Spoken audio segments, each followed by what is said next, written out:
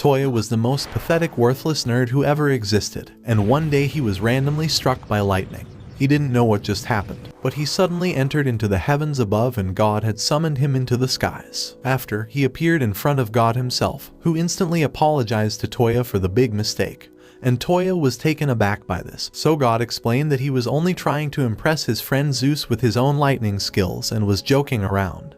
But he failed to control the lightning bolt which hit Toya by mistake. So to compensate for his early death, God allows Toya to be reincarnated into a new world instead, as he cannot allow him to go back to Earth, as people already know about his death and have planned his funeral. However, the new world will be full of magic and will have many beautiful girls and goddesses which should make up for the terrible mistake. Toya agrees with this and didn't even care about dying. But Toya did have one small request, which was to bring his smartphone to the new world. And God was surprised by this, as he didn't get angry or annoyed by his stupid mistake, so ultimately God grants his one little wish, and allows the boy to carry his modern-day smartphone as he knows Toya can't resist looking at TikTok cuties. As Toya wakes up in this new world, God immediately started calling his phone and tells him to watch out for the unexpected, and warns him that even though he's alive, he's still only a weak level 1 boy with no magical experience so far, so other mages might try and test him and will mock him for no reason. However, Toya hangs up and tells God that he will be fine as long as his smartphone stays charged. After that, he begins walking and exploring the world some more, and he keeps walking until suddenly, a horse and carriage stops right in front of him, and some funny little midget man jumps off and rushes towards him. The midget seems to be impressed by Toya's fancy modern-day looking clothes, so he takes him to his shop located inside of the town which was close by. Here the midget basically pays him to take off his clothes in a very creepy way, before handing him some normal clothes that will be best suited for the world he just entered, and for some reason the midget can't stop smelling Toya's clothes, other than the weird midget guy. Toya seems to be doing good as he uses his phone for Google Maps to find a cheap motel. While walking to the motel, he passes an alley and he notices 2 girls having an argument against 2 woke guys, who seem to have come out of a parade holding a glass donga-long thing in their hands. They seem to be lowballing the girls by giving them less money than what the donga-long is worth, so Toya decides to interfere, and tells the girls that he will buy it instead for a gold coin. Immediately after that, he picks a stone, and breaks the beautiful donga-long into pieces, which enrages the 2 creepy men, and they attack him. Here we find out that God ended up raising Toya's stats quite a lot, making him a lot more powerful in certain aspects, like his stamina and defense, so that the only thing that is powerful enough to kill him right now is probably Truck Kun. The first guy tries to stab him, but Toya's spidey senses kick in and he easily dodges and elbows him to the ground while the girls deal with the other dude. After that, he goes over to the girls and hands them a gold coin for the broken donga-long and possibly wants some other services. Meanwhile, the girls introduce them as Els and Lins, who are 2 beautiful twins who work in this town, and everybody tries hitting on them, but they reject anyone they see as they are treated like goddesses. But they like Toya for his braveness and will escort him to the motel, as they are also staying at the same motel that he's trying to find. He asks them for a 2-for-1 discount, and they agree without any hesitation before taking him to a motel. After reaching the motel, he instantly uses his unspoken riz on the receptionist, and thus making the twins jealous. Over some tea, Els tells Toya that they can go to the Adventurers Guild tomorrow, and they all leave for a good night's sleep. The next day, Toya and the girls go over to the guild, where Toya realizes that he can't read anything at all in their annoying magical language. Lins can't believe his IQ right now and calls him an illiterate bastard. Meanwhile, Els gets a quest to kill some wolves in the forests. After registering, they get a sword for Toya and then head out into the forest, where they get surrounded by the menacing wolves. The wolf tries to attack Els, but she punches him, while Toya uses his sword to cut his wolf into 2 pieces, and Lins decides to barbecue her wolf with her fire magic, which surprises Toya. After collecting the horns from these wolves, they return back to the guild, where they sell the horns for money while they relax with some tea. Toya asks the girls to help teach him about this world and how magic is used. Els says that his dumbass can never use magic, as only people who have mana can use magic,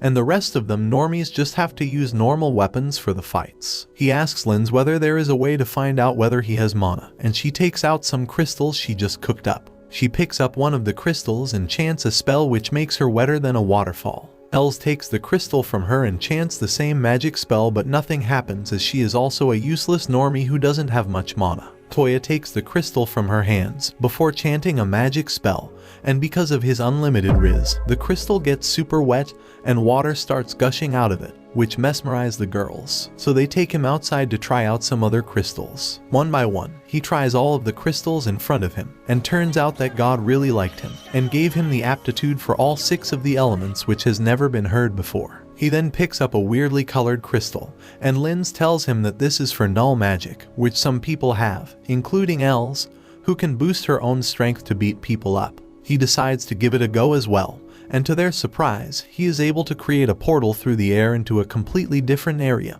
basically unlocking fast travel. After all these shenanigans, they go back inside, and the landlady alongside her friend, who is also a cafe owner, approached them and asked for a dessert recipe to beat the heat. Toya asks her whether she sells ice cream, which none of them has ever heard of before, so he uses his phone to find out a recipe and starts making it while calling Els an idiot sandwich. The ice cream turned out to be a hit, and it rizzed them up enough that he won't have to sleep alone tonight, unlike all of you. Toya got busy early. He started working on something and also snapped a funny picture of Elsa snoozing away. Meanwhile, his group had a letter to deliver all the way to the king's capital. Toya then turned to the twins, wondering why they wouldn't take on a challenge to fight a giant slime monster. They just grimaced and said they couldn't stand slimes. Toya listened as they explained how these slimes could actually melt girls' clothes. He couldn't even imagine. After all that talk, Toya and his friends were getting hungry. Just then, they saw a girl dressed like a samurai taking on a whole bunch of bad guys. She was super strong,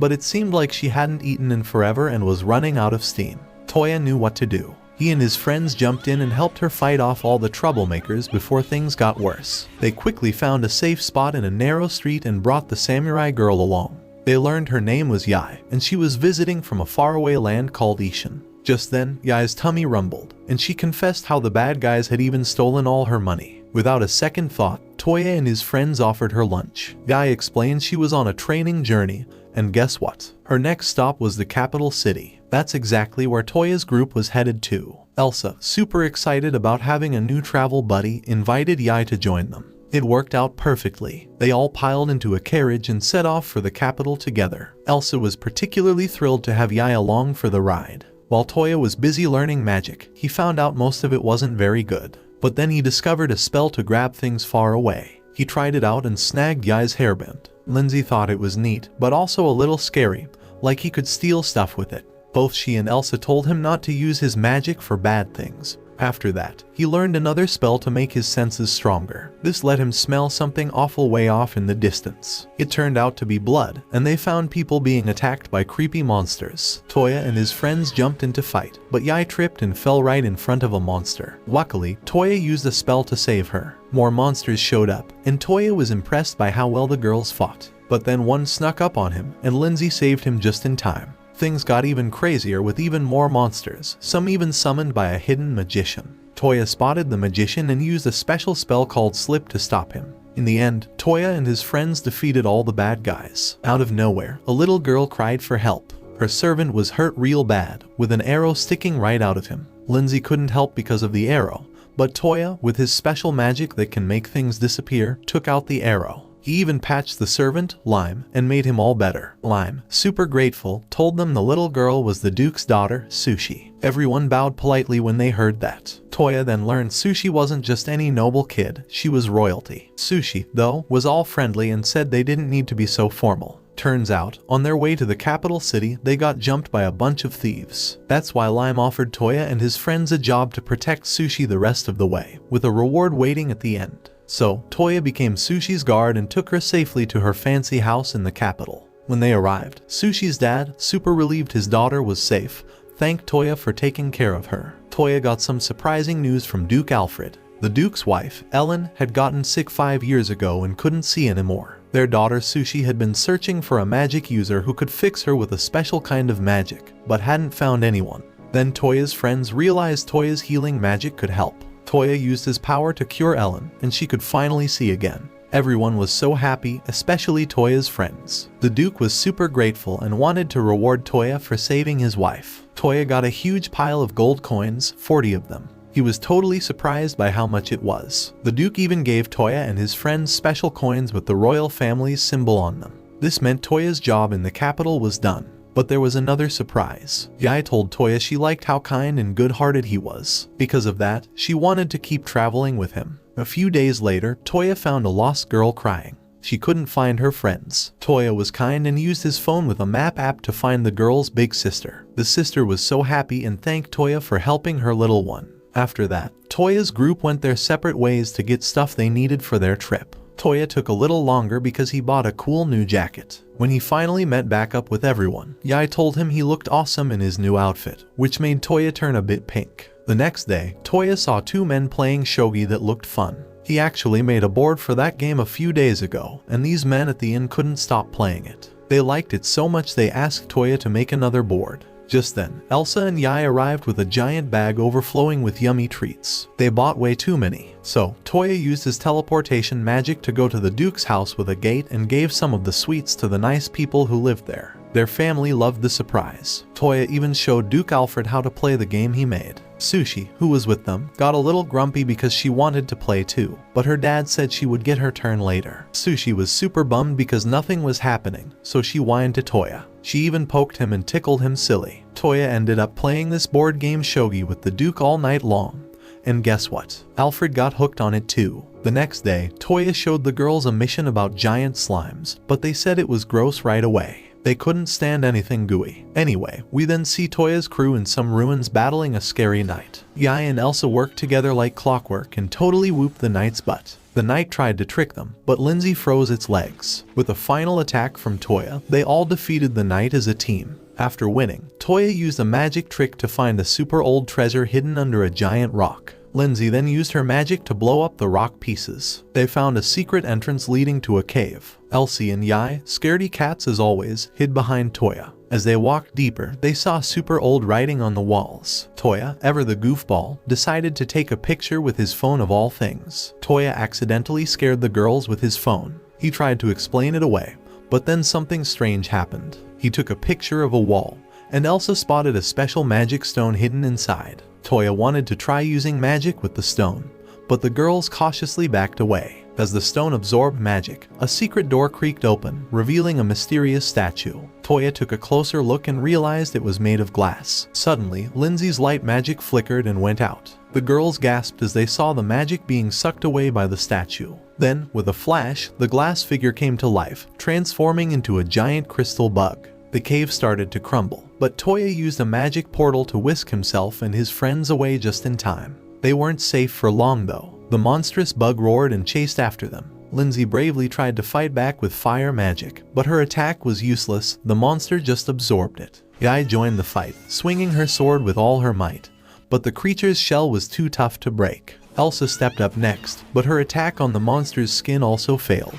The girls were at a loss, not knowing what to do. Just then, Toya stepped in and used a spell to fling the monster away. Before the creature could recover, they were hit with a blast of ice magic, followed by a double attack from the twins. Elsa whacked off the monster's legs, and it lit up like a crazy light bulb. In a blink, the monster grew new legs and hurt Elsa real bad. Toya jumped in and healed Elsa while Lindsay and Yae kept the monster busy. With a clear head, Toya figured out a way to win. He whispered the plan to Elsa and then charged at the monster. Using a magic trick, Toya snatched the shiny crystal from the beast. With one mighty punch, Elsa smashed the monster's weak spot. Together, they beat the big baddie. They were so excited they wanted to tell the Duke all about it. The news reached Duke Alfred. There were creepy monsters in the old ruins. He didn't quite believe it, so Toya showed him pictures of weird writing he found there. Later, they went back to their inn. Toya, being super cool, used magic to make copies of the pictures. The next day, Toya teleported back to the Duke's place. But things got serious fast as Alfred's brother, the king, had been poisoned.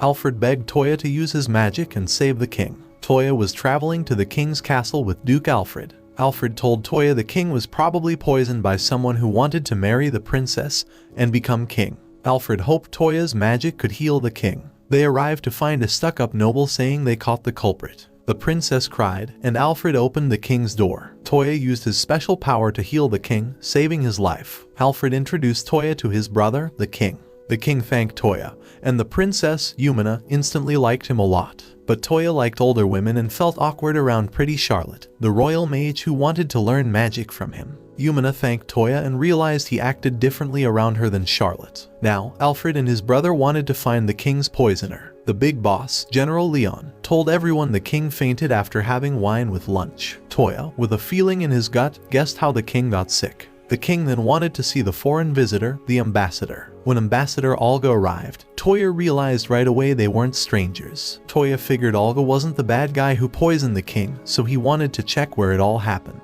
He used his magic spell to find the poison. Toya instantly knew how the king got sick, and since he already called the person he thought might be behind it, everyone gathered in that same place. Count Balsa was called in. He couldn't believe the king was still hanging on. But Toya declared the real bad guy was right there with them. Count Balsa tried to pin it on Olga, saying her wine was bad. Toya then showed everyone a fresh bottle of wine. General Leon took a sip and said it was okay. Toya then poured some of that wine into the king's cup and asked Count Balsa to drink it. The count wouldn't touch the drink, and Leon made him drink from the glass. Count Balsa took a sip of wine and thought it was curtains for him. But Toya figured out the poison was in the glass all along. It turned out Count Balsa was the bad guy after all, and Toya stopped him from escaping. The king showered Toya with thanks once again, and then came a surprise. Yumina, the king's daughter, suddenly announced she wanted to marry Toya. Toya was completely shocked and confused. He explained he couldn't get married yet, and besides, his family wouldn't even recognize him.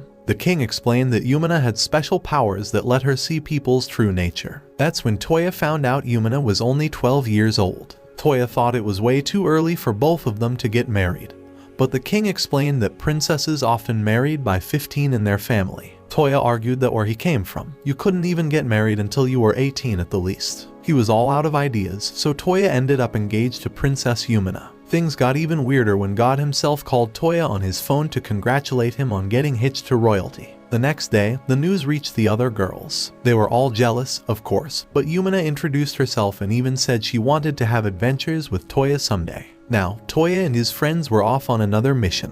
Yumina felt like she wasn't helping Toya and his group, so she used her magic to call really strong wolves to fight. Toya was surprised by how cool her magic was, but the wolves also brought out some bad guys. Yumina showed off her skills with a bow and arrow, and everyone jumped into the fight. Toya and the girls worked together to take down the baddies, and it was a breeze. They all realized how strong and talented Yumina really is. After the fight, Toya got a little worried. His whole group was made up of girls, and he thought people might give him a hard time about it. The girls all turned a little pink when Toya called them pretty. They headed back to town, and then Toya did something amazing. He used magic to summon a giant white tiger. Yumina explained that this tiger was super strong and was known as the White Monarch, one of the strongest monsters out there. Toya had to show the tiger how strong he was to become friends with it. So, Toya showed off all his magic, but he was a little too good. The tiger got so overwhelmed it fell over. Guess that means Toya passed the test, because the tiger decided to join them. Toya even gave the tiger a cute name, Kohaku. There was just one problem. Kohaku the giant white tiger stuck out a bit in town. Luckily, Kohaku could change its shape, and in an instant, the giant tiger turned into a tiny, adorable kitten. The girls couldn't resist cuddling the fluffy Kohaku, and everyone just wanted to give it a hug. After a while, Toya and his pals had to check out a creepy old castle filled with slimy blobs. The girls were totally bummed because of how disgusted they were by slimes. But Toya was actually excited. He wondered if the slime would melt the girls' clothes. Inside the castle, Toya sniffed around for clues left by a past slime explorer. Down in the basement, they found gloopy green blobs. Lindsay wanted to roast them with fire magic, but Toya freaked out that would wreck the whole castle. The blobs then inched closer, and Toya saw they were kinda stuck in place. As they tried to head upstairs, more slime monsters showed up. But Toya figured out some of the white blobs made goo that was actually nice for your skin like lotion. So, the girls and Toya slid down the stairs covered in slime goo. Kohaku grabbed Toya and saved him from a slimy fall. Down below, the girls were getting attacked by the green blobs, and guess what? The slime was melting their clothes. Toya swooped in to save his friends and teleported them all out of there with a magic spell. They kept exploring the castle and found some creepy statues. Then Toya stumbled upon a hidden room that belonged to a slime scientist who used to live there. He found the scientist's diary, which talked about how he achieved his dream with the help of his slimes. In the end, the girls burned the whole castle down. Toya couldn't believe it. He thought it was strange that the slime scientist wanted to use his slimes to make a bunch of girlfriends. The next day, Toya was walking with Kohaku when they saw Yae with a lost little girl. The girl was crying and wouldn't tell Yae her name. So, Kohaku wanted to find out the little girl's name. He learned it was Lin, but Toya couldn't find her mom using his magic search. Toya then tried searching with his phone and found Lin's mom. Thanks to his phone, Toya was able to reunite Lin with her mom. Guy, seeing this, wanted to know how Toya did it. She learned that by combining a special spell with his phone, Toya can find anyone if he knows their name and what they look like. Later, Toya was in his room using his phone with another trick. When Lindsay got dressed, she went to find Toya, but Lindsay just wanted to learn new magic words. The problem was, the words were written in a super old way that Lindsay couldn't understand. Toya then made special glasses that can change the old writing into regular words. Lindsay was excited to learn a new magic spell and asked Toya to help her with it. Lindsay couldn't do the magic trick and flopped down tired. Toya, seeing her all worn out, made up his own magic to help her. He shared some of his magic power with her. Lindsay said thanks and tried again, but it still didn't work. Toya then shared some tips on how he learns magic, and Lindsay followed his advice. Finally, she got it. She could cast a spell that made a bubble bomb. Lindsay was so happy and thanked Toya again for his awesome help. A few days later, Toya saw Elsa looking at a pretty dress in town. He talked to her, but she thought it wouldn't look good on her. Toya convinced her it would look amazing and that she should try it on. So they went to the shop together. Toya bought the dress and gave it to Elsa as a gift. When Elsa told the other girls, they all wanted Toya to buy them dresses too. Then, Toya received a letter with some surprising news. He was going to be a noble. Toya didn't really want it, but saying no would cause problems, so he had to accept the title. The next morning, Toya stared in awe at his amazing new place. He couldn't get over the fact that he got a giant house instead of becoming a knight. He was actually happy he wouldn't be a noble, because now he had a fantastic new home for all his friends. Toya complained that living in a cramped house with 5 people was a lot of work. The girls were completely shocked. They thought Toya only wanted to live in his fancy new mansion with Yumina, since her dad, the king, gave it to him. They didn't want to seem ungrateful, though, so Toya reassured them that he cared about all 4 of them the same way, like they were his family. The girls all turned a shade of pink when Toya said he loved them all, and suddenly everyone was itching to explore the mansion. Toya totally missed the fact that all the girls secretly liked him a lot. Yumina, however, knew exactly why the girls were all flustered. She even said she didn't mind sharing Toya with the others. We then see Toya outside in his beautiful new garden, playing with Kohaku. Just then, the girls all came over and again asked him if he was absolutely positive he wanted to live in the giant house with them all. Toya said yes to living with the girls, but only if he promised to be fair and not play favorites. Soon after, a bunch of new people showed up to take care of his giant house. The head guy, Lime, used to work for the king and was really happy to be helping the person who saved his brother. Turns out, Lime was Sushi's butler's older brother. Toya recognized him right away and thought they seemed nice,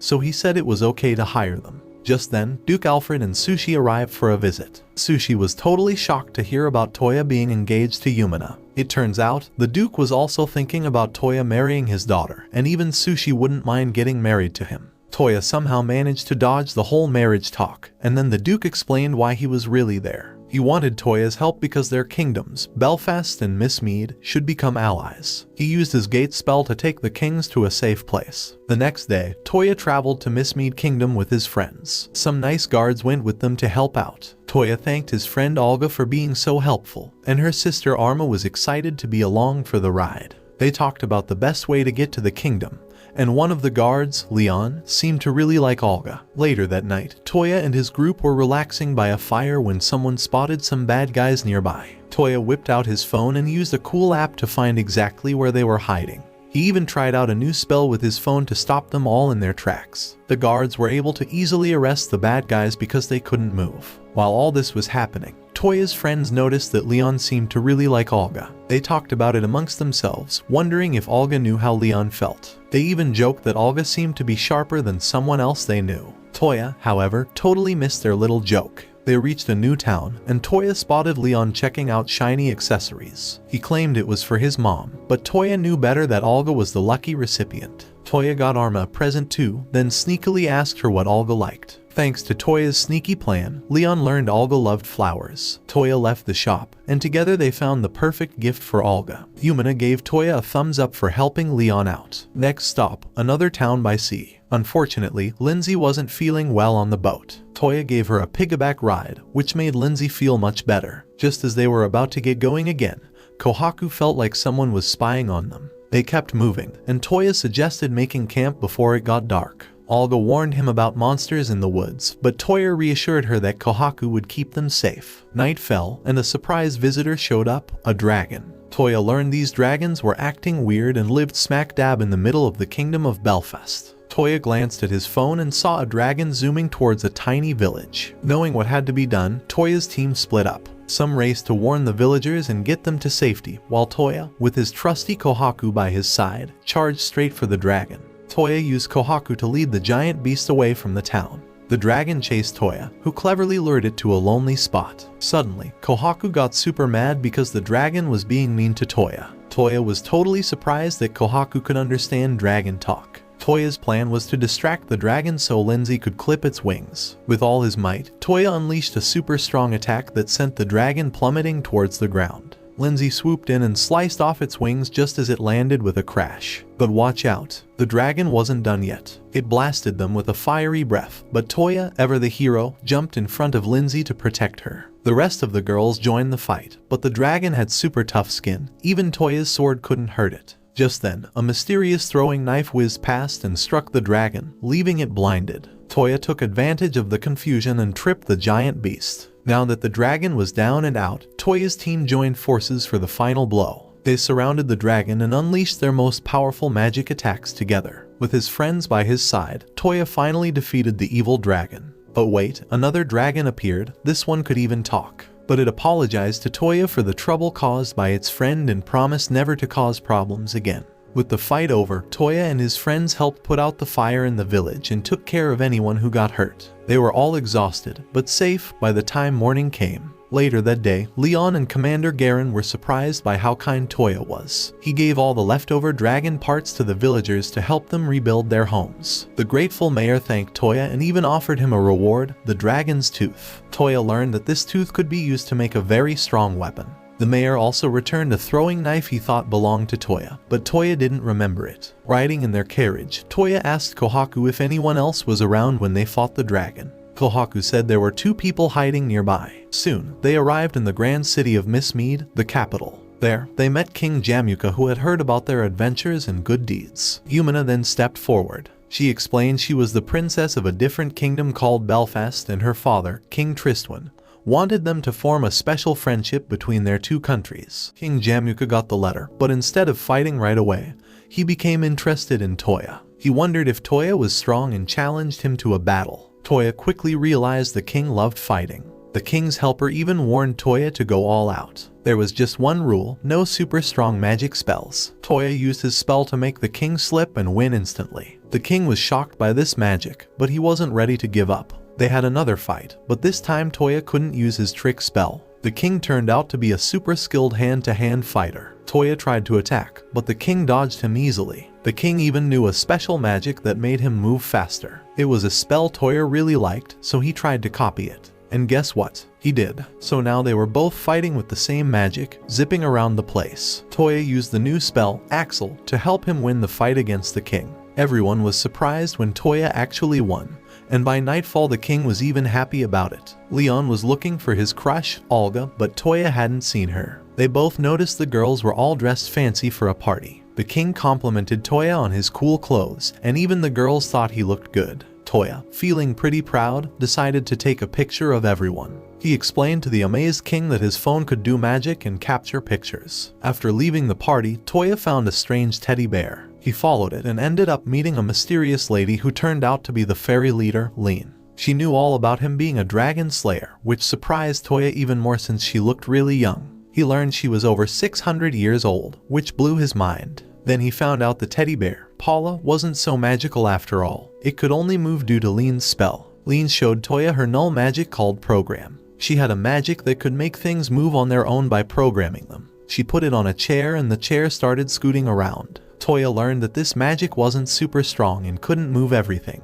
He still wanted to try it though, and when he used Lean's program, he could do the same trick. Lean was amazed at how quickly Toya got it. She even wanted him to be her apprentice because he seemed like a super learner. But Toya wasn't interested, and he just went back to his room. The next day, Toya met up with Lindsay and Yumina. He had a new project in mind, building some awesome weapons. Toya opened a magic door to the forest, and with a little help from Elsa's magic, they snagged the fallen dragon's tooth. Toya used the tooth to make a super cool pistol. He even figured out how to make the bullets reload on their own with his magic program. When he tried out the pistol, it worked perfectly, a powerful new weapon for Toya's collection. Elsa and Yumina loved Toya's cool gun and wanted one too. So, Toya, being a nice guy, made guns for them. He even made his own gun even stronger by enabling it to turn into a sword. Feeling proud, Toya took the girls out for dinner. Before eating, Toya sensed someone watching them. He snuck up behind the suspicious people, who freaked out and tried to run. But Toya was smart. He used the map app to track them down and shot them with harmless rubber bullets. After tying them up, Toya went to check for weapons, but realized he messed up.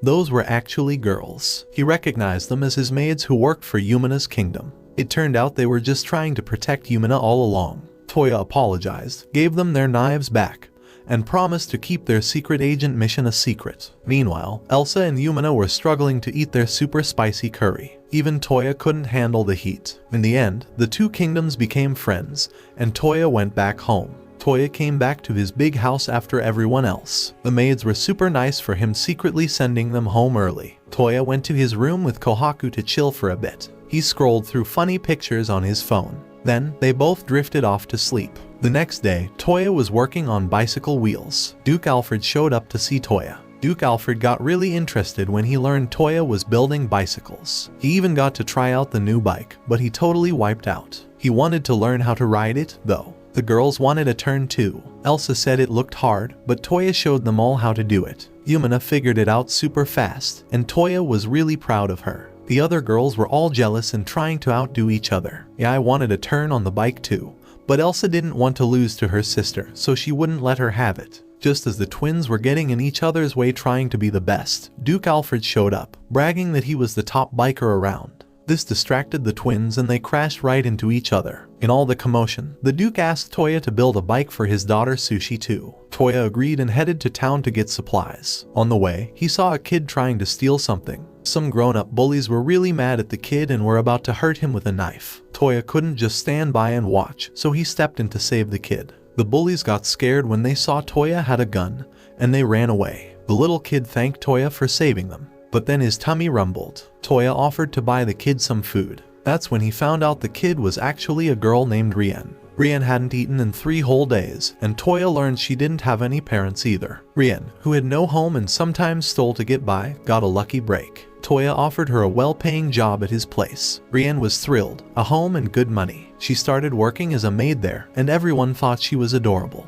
Meanwhile, Toya was out with his friends Yumina and Sushi when they bumped into Arma, who was also shopping. Suddenly, Toya spotted Leon and Olga on a date. Toya and his curious crew started spying on them. When Olga and Leon went to a restaurant, Sushi and Arma were dying to know what was happening. Toya, ever the resourceful one, used a magic phone spell to watch the lovebirds' date unfold. Sushi got all dreamy-eyed, wishing for a date herself, but Yumina reminded her she's still too young. The date continued until Olga and Leon left the restaurant. As they walked, a man accidentally bumped into Arma and apologized. To everyone's surprise, Toya recognized him as the famous King Jamuka. They continued watching Olga and Leon's date, their curiosity about the lovebirds only growing stronger. A regular guy was getting picked on by goons, and Leon, being a noble guard, wanted to step in. The bullies got mad at Leon and threatened him with sharp things. Seeing this, King Jamuka and Toya, who were both wearing disguises, jumped in to help. They were way tougher than the goons, who were quickly defeated.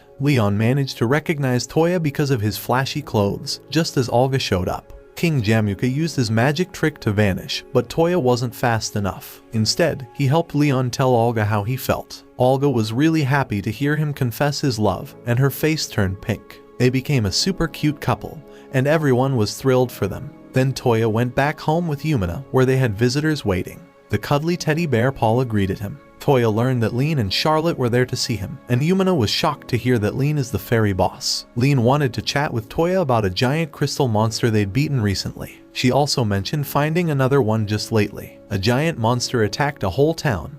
Lean heard Toya beat one before. Then, Toya found out Charlotte was learning from Lean to find out more about spells. Lean also told them a scary story from a long time ago about super strong demons called Freys who almost took over the world. These demons were like crystals. Lean needed Toya's help with her studies and wanted to use his special power to travel. Toya said he could only go to places he'd already been to. But Lean knew a trick. She told Toya about a special skill that, together with his power, could let him travel to places his friends knew well. Lean wanted to go to a place called Ishin to look at really old ruins. Toya used the special skill with Yai's help. He imagined himself where Yai was, and it worked. He teleported himself and his friends all the way to a forest in Ishin. Toya and his friends finally reached Ishin, a town built just like old-time Japan. They were searching for some ruins called Nyoruya. Yai, happy to be home, showed them around. Toya was surprised to learn that Ishin's leaders even had the same names as rulers back in Japan's Edo period. The girls learned some new things in Ishin too. Toya, already familiar with the culture, even wowed Yai with his knowledge. Back at Yai's place, a servant greeted her first, followed by a very happy mom. But the good news stopped there. Yai found out her dad and brother were off fighting a war against the Taekta clan. Worried sick, Yai begged Toya for help. He didn't hesitate. By using his special power gate, he teleported them all closer to the battlefield. They still needed a plan, Lean pointed out. Using his phone, Toya confirmed her brother was okay, but her dad's location was a mystery. Before anyone could argue, Toya had an idea. He figured teleporting himself right into the fight might be the best first step. Toya was fighting alongside his friends when they came face to face with scary, mindless soldiers. Luckily, they found out the soldiers' weak spot, their masks. Just then, Toya vanished in a flash and reappeared in a safe place called the fortress. He quickly explained he wasn't a bad guy, but a friend of Yai. Hearing that, one of the fighters, Yutaro, desperately wanted to see his little sister, Yai. As if by magic, Toya opened a glowing doorway, and Yai jumped out to hug her brother tightly. Her friends followed right behind. Suddenly, Toya noticed all the wounded people. Taking out his phone, he did his healing spell. Everyone watched in shock as Toya instantly fixed all their injuries. Blown away by his powers, Toya asked why the enemy soldiers were acting like zombies. Yutaro explained their discovery about destroying the masks. Lean had a feeling a powerful object was behind the enemy soldiers' transformation. This sparked an idea in Toya's head. He used his phone like a super-powered radar and found every single enemy soldier. Toya then put his magic attack on his phone and unleashed the super-strong spell, Holy Land Shining Javelin, wiping out all the enemies at once. Everyone was totally amazed by Toya's incredible power. Next, they went to see the leader of the Tokugawa clan, a guy named Ieyasu. He thanked Toya for his help, and Yai's dad did too. Then, the samurai were surprised to find out that Toya was going to marry Yumina. But there was bad news too. The leader of the rival Taekta clan had died. That meant Yamamoto Kansuki, who had a special item to control an army of undead warriors, was the one causing all the trouble. The problem was, Toya and his friends had no idea where Kansuki was hiding. Just then, a super cute ninja girl named Tsubaki popped out. She belonged to one of the Taekta clan leaders. Ieyasu learned from Tsubaki that Kansuki had killed or captured all the other Taekta leaders. It turned out Kansuki planned the whole war by himself, all because he wanted more power. Tsubaki wanted to help them stop Kansuki, and Toya couldn't help but trust her because, well, she was just so darn cute. Toya, Lean, and Tsubaki decided to sneak into enemy land. Toya wanted to use his recall power on Tsubaki, which made the other girls jealous. At night, they teleported and Lean used a spell to turn them invisible. They found a powerful soldier who was locked up, and Toya set him free. Then they freed more soldiers. All the leaders were free now, and they all wanted to get revenge on Kansuki. Toya wanted to stop Kansuki's bad plans, so he broke the magical barrier and used his special light attack again to defeat a bunch of zombie soldiers. They finally found Kansuki. One of Toya's men lunged at him, but instead of Kansuki, they were attacking the dead leader of the Taekta clan like a creepy puppet. The Taekta servants wouldn't fight their own leader, even as a zombie. Toya knew he had to stop this madness, so he attacked the puppet himself. Kansuki, feeling all-powerful thanks to his magic thingy, just laughed. But Toya had a trick up his sleeve, his magnetic item snatching spell. He used it to steal Kansuki's special eye, the source of his magic. Lean realized the eye was cursed, making people bad. Toya didn't mess around, he blasted the magic eye with his gun. With the bad eye gone, Kansuki kicked the bucket too, and the dead leader could finally rest in peace. Ishin was finally at peace again. Now, it was time for Toya's next adventure. General Kusaka told him about some Nyoruya ruins being near an underwater island. Toya found the spot on a map and wasted no time. He grabbed his girls, said his goodbyes to Yai's family, and with a whoosh, they teleported to a sunny beach. Time for their new quest. The girls gasped when they saw the amazing view. Toya whipped out his phone to find the ruins they were looking for. The girls were all hyped up and wanted Toya to open a portal straight to Belfast to get some fun outfits. Toya decided to have a beach party with his friends. He even invited the royal family. Everyone was super excited to hang out with Toya. Toya put up a couple of tents for changing rooms and even brought out some beach toys. While the girls were getting ready, they slipped into their bikinis. Yumina and Elsa were a bit bummed because they wished they had bigger chests. Then Toya saw the girls in their bikinis, and he thought they looked amazing. Elsa must have gotten a burst of confidence because she suddenly ran towards the water, with everyone else following close behind. Toya felt like he was dreaming, but then he realized Lindsay wasn't joining them as she preferred to soak up the sun on the beach instead. Later, Sushi and Rin showed up in their swimsuits, and Toya thought they both looked adorable. Toya and the girls were having a blast at the beach. Toya snapped a picture to capture the fun. The girls played a trick on Toya by making Cecile pop up behind him. Cecile's swimsuit didn't quite fit, and Toya couldn't help but stare a bit, which confused Lapis. Toya worried Lapis wasn't enjoying herself, but Lapis just had to wait a turn because Cecile would be helping out later. Toya relaxed in the sun while Yumina showed off her cool new swimsuit. Toya thought she looked great and told her so. Yumina wanted to go for a swim, but Toya was curious about the nearby ruins and wanted to check them out first. Suddenly, Lean joined them. She brought her teddy bear, who apparently knew how to swim thanks to a special spell. Toya learned from Lean how to cast the same spell to keep himself dry. He also discovered his cute tiger Kohaku wasn't a fan of the water. Lean then asked why Tsubaki wasn't there, teasing Toya that he'd probably love to see Tsubaki in a swimsuit too. Toya turned red. He couldn't believe Lean could guess what he was thinking. All Toya wanted to do was jump in the water and see the old buildings under the sea. But Lean wouldn't join him, so Toya went splashing in alone. He found a cool temple at the bottom, but he couldn't stay down there for very long. When he came back up, Toya told Lean he couldn't hold his breath long enough. Just then, Kohaku came up with a plan. She told them about a super strong creature called the Black Monarch, and Lean even helped Toya call it. But Kohaku warned Toya that this creature had a bit of a split personality. Toya used his magic with Kohaku, and together they summoned the Black Monarch. And then a giant monster appeared. This was a creature that had a combination of snake and turtle, and it recognized Kohaku right away. One of them even made fun of Kohaku for working for a wimpy human. Kohaku thought Toya would become their boss too. To make a deal with the big monster, Toya had to beat them in a fight. Toya said yes to the fight and used his slip spell to make the snake and turtle trip.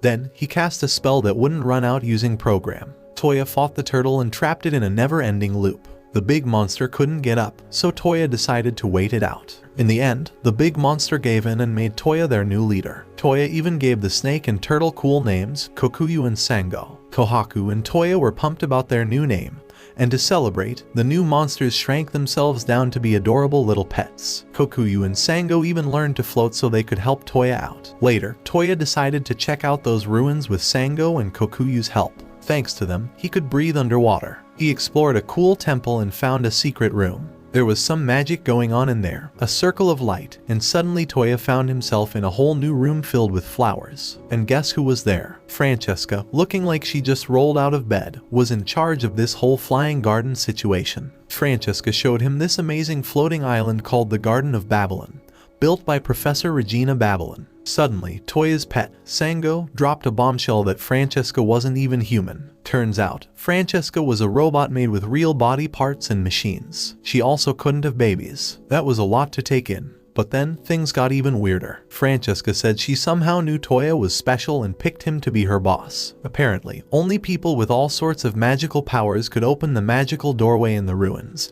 and Francesca needed Toya's help. So, in a nutshell, Toya ended up being the new master of this not-so-human girl named Francesca, who also kind of liked him a little too much. Just then, Lean arrived, reminding Charlotte they had something important to do. They worried about Toya being stuck in the ruins for so long. Suddenly, Toya opened a shimmering opening, revealing a beautiful garden to the girls. Lean thought the place looked familiar, like the ruins of an old kingdom called Partheno. But then she spotted another girl next to Toya. Lean, confused, asked Toya if it was his new wife. Lindsay got mad in a flash, but Toya tried to explain. He said the girl was the garden's owner, but she said no, Toya actually owned it now. Then, to everyone's surprise, she called Toya her loving husband. It was clear she wasn't telling the truth, and the girls were upset with Toya for this whole situation. Toya couldn't explain himself. The girls found out he saw her underwear and freaked. Toya kept trying to explain, but Lindsay, super jealous, yelled at him for being creepy. Lean stepped in to stop the fight,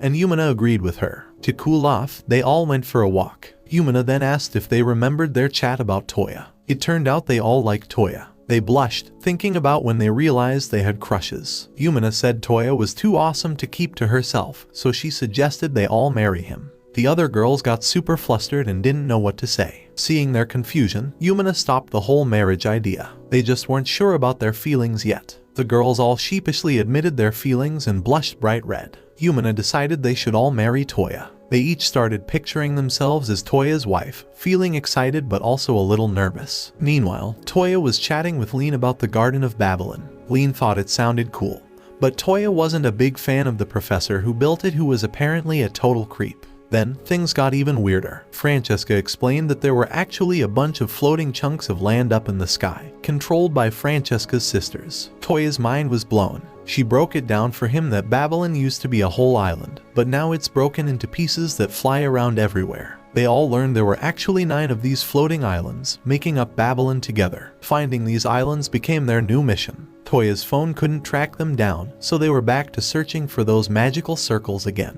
Lean then asked what Toya planned to do with Francesca as her new boss. Francesca, for her part, wanted nothing more than to be Toya's helper. Toya agreed, and she wanted to make it official. But then, she surprised everyone with a super intense kiss on Toya's lips. The other girls were speechless. When they finally broke apart, Toya was stuck in place, blushing furiously. Yumina was practically fuming as she hadn't even gotten a kiss yet. Francesca explained it was the only way to get a sample of Toya's DNA for his registration as Babylon's new owner. Before anyone could react, Lindsay jumped in. She confessed her love to Toya with another French kiss, leaving everyone else just as stunned as before. After a long day, Toya and his girlfriends came back to their fancy house, and they hired Francesca as house help. Back in his room, Toya couldn't stop thinking about Lindsay telling him she loved him and their smooch. Just then, Yumina knocked on his door, wanting to chat about the kiss. Yumina was mad because they were getting married, and he hadn't kissed her yet. Toya was confused as to why she wasn't mad about Lindsay confessing her feelings. Yumina explained that everyone knew Lindsay totally liked him, and Toya apologized for missing the clues. Then Yumina surprised him by saying it was okay, because people like him can have more than one wife. But that meant he had to kiss and cuddle her too. So, Toya tried to make it up to her and gave her a kiss. Happy with the kiss, Yumina asked about his feelings for Lindsay. Toya said he thought Lindsay was sweet too. But then he got all flustered and said he wasn't sure who he liked best. Right as he said that, Lindsay walked in, but thanks to Lean's magic, she couldn't be seen. Lindsay eavesdropped on Toya's chat and got upset because he didn't say he liked her back. Toya felt bad and told her he loved her too. Then, Yumina chimed in, saying kings and important people can have more than one wife. Lindsay cheered up because the confusion was gone, and she was going to be Toya's fiancé. They decided both girls would marry Toya. Toya was totally surprised, and they wanted a goodnight kiss, so off to bed they went. The next morning, Elsa popped up wanting to chat with Toya outside. Yae was there too when they both heard about Lindsay's engagement. They challenged Toya to a fight so that whoever lost had to do what the winner wanted. The fight began. Yae swung her samurai sword, but Toya's rubber bullet stopped her right away. Elsa tried next, but Toya was just way too strong for her. Toya was about to win, but then Elsa surprised him by saying she loved him, just like Yae. Toya was completely caught off guard. He just lost the fight, and now 2 girls were confessing their feelings. They even wanted him to marry them both. Yumina tried to explain what was going on,